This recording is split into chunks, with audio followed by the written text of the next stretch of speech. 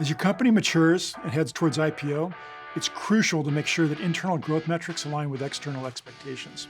And those expectations only become more demanding as you sell your shares to public markets. This is Club Revenue, and I'm Cornelius Willis.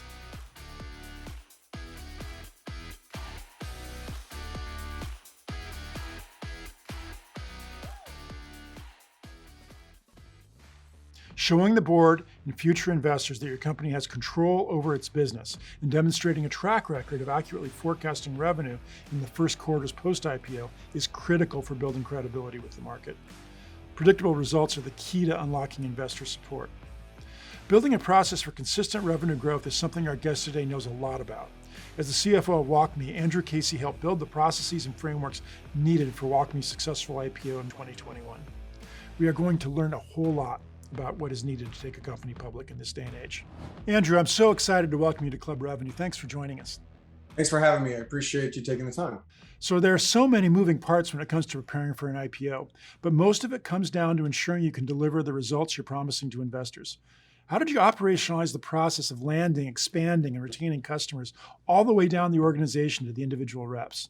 So the first step is really kind of agreeing on that shared definition of success. You got to say, look, these are the things that we're going to go try and do. For us, we're a growth-oriented company, and because of that, we really need to make sure that our strategies for growth are being measured and understood well by the organization. So classic measures like our annual recurring revenue and the net new aspects of adding to that annual recurring revenue are a measurement of growth for us. In fact, they permeate many of our core metrics, whether you think about that in terms of the annual recurring revenue per customer, or the annual recurring revenue as part of a contract value, or down at the SKU level. It just permeates everything that we do. And so we had to make sure that the growth objectives were articulated in that net new ARR level, and because that'll be how we're measured from a growth perspective externally.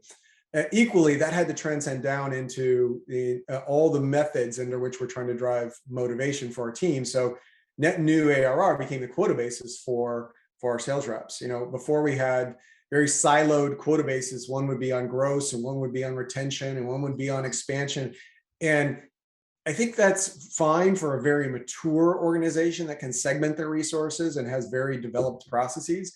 But when you don't have those things, and really you're asking the rep to be the key conduit back to the customer for all things, and they're responsible for that account, then they've got to have a more holistic measurement architecture, and frankly, a quota basis that incents them for the right behavior. So new logos, and specifically new logos in G2Ks and in very large enterprises, are the ones that we're increasingly measuring and holding our sales team and frankly the whole company accountable to. These metrics you're talking about, do they cascade all the way down to the front line? Are there certain efficiency metrics that everyone was trying to hit as you prepared for IPO? They do, yeah. I mean, the sales team is a little different in that the efficiency mark there is on breadth of performance. So we want all. Obviously, I'd like to have every rep actually making their quota. If we do the right process in quota setting, every rep's making their number, we'll do great on the growth metric side. But from an efficiency perspective, what we do for the managers is we articulate that in a breadth of performance bonus program that says, look, your reps, so you can't have one rep that's making all of your territory number. You need to have, if you have 5 reps, you need to have 3 out of the 5 beating their number. And that's then that then translates typically back into what we were talking earlier about effective territory planning, because you want all the reps to have as equal an opportunity as possible to make their number. So that speaks to manager performance too, right? A manager can't just depend on their stars to blow past quota. A majority of the team has to be hitting their number as well, right? That's right. And I think that this is, in a maturing company like WalkMe, it's one thing to set the metric, but it's the other to really drive the change, operationalize the processes, and reinforce what behaviors you want to have happen. In a lot of cases, sales responds based on how you pay them. Sometimes you also need to make sure they understand the actions that are necessary to achieve the outcome. So making sure processes and metrics align to investor outcomes is a must when getting ready to IPO. Continuing to deliver on those metrics post-IPO drives investor confidence and maintains high velocity growth. For more of the metrics that matter when headed towards IPO, here's Clary's VP of Sales, Anthony Cesario. Thanks, C-Dub. Operationalizing growth means being able to accurately and transparently track revenue across the entire business. Aligning internal growth metrics to those expected by investors ahead of IPO is mandatory.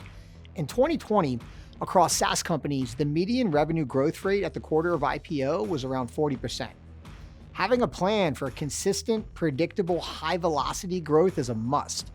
It's one thing to occasionally miss a forecast before IPO, but missing growth targets after IPO can have disastrous results.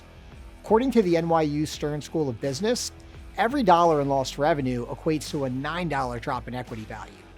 Avoid those monetary losses and losses of investor confidence by operationalizing growth before IPO and carrying that momentum all the way through the IPO and beyond. Back to you, C-Dub. So tell me, Andrew, what advice would you give other CFOs as they're ramping towards IPO? So first, I would say understand why you want to go IPO. I think a lot of times people get enamored with the thought process of an initial public offering, and then maybe they don't understand what they're going to get out of it. For us, it was very much about raising capital to make sure that we can continue to invest in our growth aspirations. I can tell you, I became CFO at the height of COVID, and that first quarter when we were shutting down offices, we were renegotiating contracts in order to preserve cash. It was a very different time, and we really didn't have an understanding of how difficult it would be for us to continue operations in that environment. We didn't even have a work from home policy at the time, but we managed through it, and we actually found that it was a catalyst to our business. And as a result of that, we started to adapt and think about, what we really wanted to do as part of becoming a public company. And it was really funding our capabilities to take advantage of the opportunities we're seeing in front of us. I guess what I would say is if you have aspirations to be a public company, then first understand why. Make sure that it's not just you, by the way, as a CFO, you want to make sure that it's the broader company and that it's well accepted, because you want to have a broad agreement from the leadership that this is the path we're going to take. And once we take it, we'll be forever changed, and there will be no going back. And it means that you've got to have a team-based approach on a lot of things that you do. So thanks to Andrew for joining us to help us understand how to operationalize growth headed into an IPO. And even if your company isn't ready to go public just yet, all of these ideas can be applied to help you grow right now. I'm Cornelius Willis. Join us next time for another real-world revenue strategy right here on Club Revenue.